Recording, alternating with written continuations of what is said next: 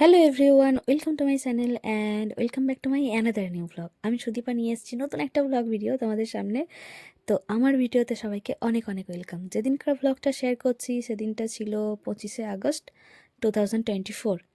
তো সকালে মানে সকালে উঠেই না, তবে হ্যাঁ সকালে ওঠার একটু পরেই আমি ব্লগটা শুরু করেছি।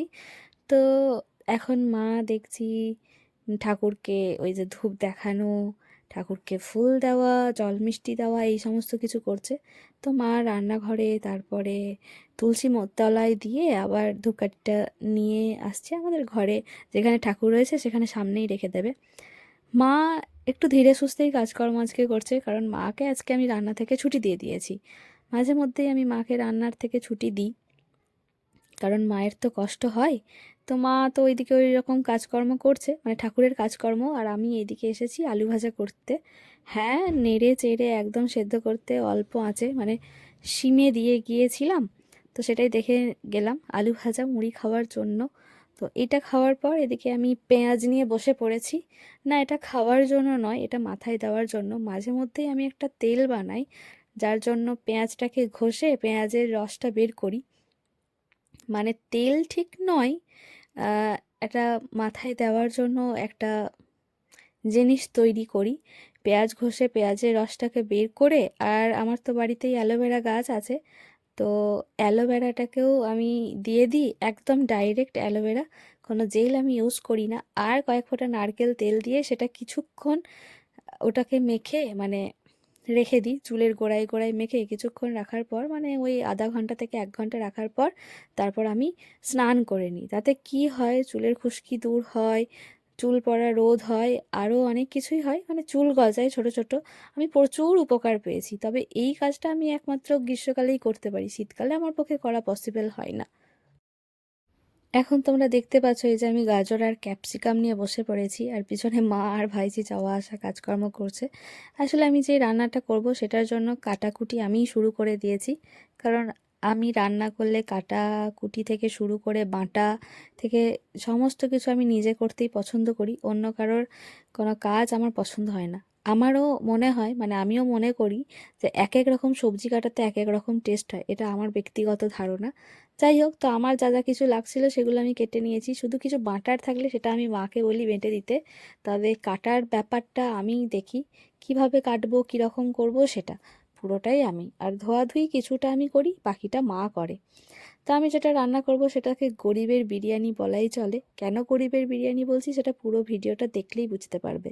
তো এই যে যেটা আমি তৈরি করব বলেছিলাম সেটাই, পেঁয়াজের রসের মধ্যে অ্যালোভেরার কিউবের মতো রয়েছে, আসলে আমি পুরো ছালটাকে ছাড়িয়ে দিয়ে দিয়েছি, আর সেটাতে কয়েক ফোঁটা নারকেল তেল দিয়ে দিলাম। এভাবে অ্যালোভেরাটাকে আমি মিশিয়ে নেব। একদম থাক ওরকম কোনো ব্যাপার নেই, ওটা চুল আঁচড়ালে তখন ওই অ্যালোভেরাটা চুল থেকে বেরিয়ে যায়। থিকনেসটা এরকমই থাকবে। আর আমার যেহেতু চুল খুবই ছোট আর খুব একটা পুরু নয়, পাতলা, তাই ওইটুকুতেই হয়ে যাবে। তারপর মাকে বললাম লাগিয়ে দিতে, কারণ গোড়ায় গোড়ায় আমি দিতে পারবো না, আমি নিজে নিজে অতটা তো করা সম্ভব নয়। তাই মাই আমাকে এটা করে দেয়, এটা লাগিয়ে আমি কিছুক্ষণ থাকি। সত্যি অনেক উপকার পেয়েছি, বেশ ভালো এই রেমেডিটা। চুল গজায়, চুল মানে খুব সিল্কি হয়, খুব সুন্দর হয়, ভীষণ ভালো ব্যাপারটা। আমি গ্রীষ্মকালে মাঝে মধ্যেই এটাকে ইউজ করি। বেশ ভালো, চুলের গোড়াতে লাগালেই হবে, ডগাগুলোর দিকে লাগানোর কোনো প্রয়োজন নেই, গোড়াতে গেলেই হবে। আর এই যে আমি যে রান্না করব তার জন্য যা কিছু জোগাড় যন্ত্র সমস্ত কিছু করে নিয়েছি। দুটো কড়াই রেডি, যেহেতু একটাতে পনিরের আইটেম করব আর একটাতে ওই গরিবের বিরিয়ানি বানাবো। তো যা কিছু ছিল সমস্ত কিছু রেডি। মা একদম নতুন কড়াই, নতুন ঢাকনা সব কিছু দিয়েছে, আর এতে রান্না করতে বেশ ভালোই লাগে। তো কড়াইটা গরম করে সাদা তেল দিয়ে গোটা গরম মশলা ফোড়ন দিয়ে তারপর কুচানো পেঁয়াজগুলো দিলাম। পেঁয়াজগুলো কিছুটা লাল হয়ে গেলে তাতে আমি রসুন বাটা দিয়ে দিলাম। তো তারপরে এই যে গাজর আমি কুচোনো রেখেছিলাম চিরি চিরি করে কাটা, সেটাকে দিয়ে দিলাম। এটা বেশ কিছুক্ষণ নাড়িয়ে নেব, তারপরে টমেটোটা দেবো ভাজা ভাজা হয়ে গেলে। তো এই যে বিরিয়ানির প্রসেস যেটা থাকে দমে দিয়ে, সেটা আমি করি না, এই জন্য গরিবের বিরিয়ানি বলছি। তারপরে এই যে জিরে গুঁড়ো, ধনে গুঁড়ো, হলুদ গুঁড়ো, লঙ্কা গুঁড়ো, একদম ঘরোয়া মশলা, সাধারণ জিনিস, এইগুলোই দেবো, আর কিছুই না। আর তারপরে নুন দিয়ে দিয়েছিলাম পরিমাণ মতো, আর ভিজিয়ে রাখা সয়াবিনগুলো দিয়েছিলাম। এটাকে আমি সয়াবিন দিয়েই বানাচ্ছি, সয়াবিন রাইস বলা যেতেই পারে। তারপর ঘরে সাধারণ যে চালে আমরা ভাত খাই সেটাই ধুয়ে কিছুক্ষণ ভিজিয়ে রেখেছিলাম, সেটাই দিয়ে নাড়াচাড়া করে নিলাম। বেশ কিছুক্ষণ নাড়াচাড়া করে নেওয়ার পর এটাতে জল দিয়ে দেব আর এটা সেদ্ধ হতে দেব। যেরকম পরিমাণ জল লাগবে, মানে যা চাল দিয়েছি তার থেকে ডবল আমি জলটা দেব, এইটাই হচ্ছে নিয়ম। তো এই যে আমি রান্না করছি, আর পিছনে এই যে আমার ভাইঝি চলে এসেছে, ওনার কাজই হচ্ছে এই জ্বালাতন করা। আর তারপর কাজু কিশমিশ একটু দিয়ে দিলাম যাতে ভালো লাগে। এটা অপশনাল, দিলেও চলে না দিলেও চলে, প্রথমে ভাজার সময় দিলেও দেওয়া যেত। তারপর এই যে জল দিয়ে এটাকে বেশ কিছুক্ষণ ঢাকা দিয়ে ফুটতে দেব, যতক্ষণ না সেদ্ধ হয় চালটা। চালটা সেদ্ধ হয়ে গেলেই ব্যাস হয়ে গেল রেডি। তো এটাই গরিবের বিরিয়ানি বা চটজলদি খাবার। মাঝে মধ্যেই আমি করি, সময়ও বাঁচে, খেতেও টেস্টি, খেতেও ভালো লাগে। ওই একঘেয়েমি ভাত খেতে তো প্রতিদিন ভালো লাগে না, তার থেকে এটাই বেটার সত্যি। আর এদিকে আমি পনিরগুলোতে নুন, হলুদ গুঁড়ো, লঙ্কা গুঁড়ো আর কিছুটা কর্নফ্লাওয়ার মাখিয়ে নিলাম। আর এদিকে আরেকটা কড়াইতে আমি তেল গরম করে এগুলো ভাজতে দিয়ে দিলাম। এই রান্নাটা আমি ননস্টিকের কড়াইয়ে করছি, এতে তেল কম খরচা হবে আর রান্না করতেও বেশ ভালো লাগে। আমার তো ননস্টিকে রান্না করতেই বেশি ভালো লাগে, মানে খুব সুন্দরভাবে স্মুথলি হয়। চিকেনটা তো খুব সুন্দর হয়, হালকা পোড়া পোড়া স্মোকি ফ্লেভার টাইপের আসে, সত্যিই ভীষণ ভালো লাগে। তারপর পনিরগুলো ভাজা হয়ে গেলে সেগুলো তুলে নিলাম, আর তারপর ওই তেলেই আমি রসুন কুচি আর আদা কুচি দিয়ে দিলাম। যেহেতু পনিরটা ভাজার সময় হলুদ গুঁড়ো দিয়েছিলাম, তাই তেলটা কিছুটা হলুদ হলুদ লাগছে, মনে হচ্ছে যেন সর্ষের তেল, কিন্তু না, এটা সাদা তেলই।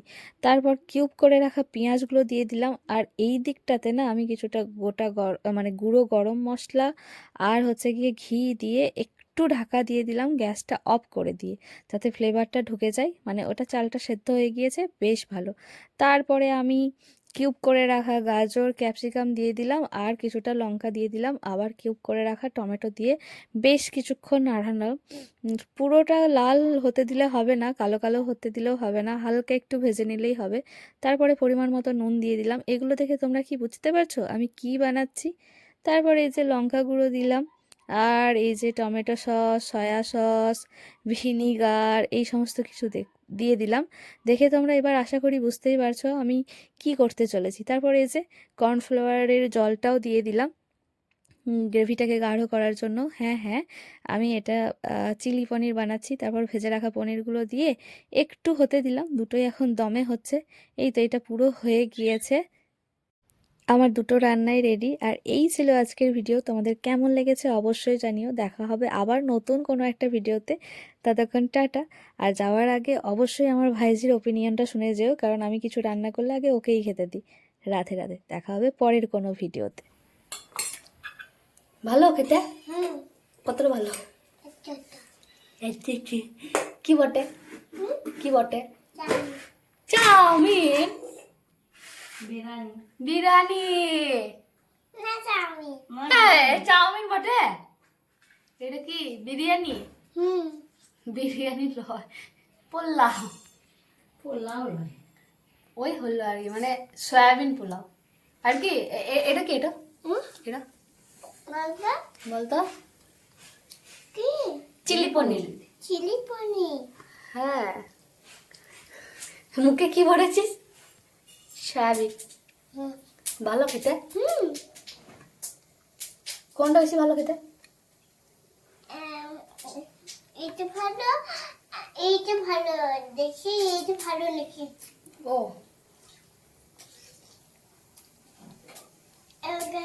কিশমিশটাও ভালো।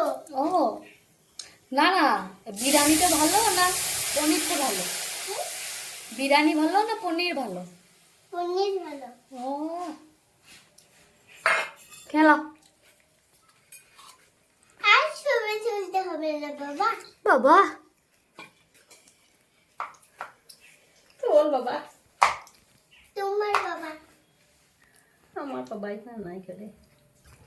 তোমার ছোট আটা ভালোবাসা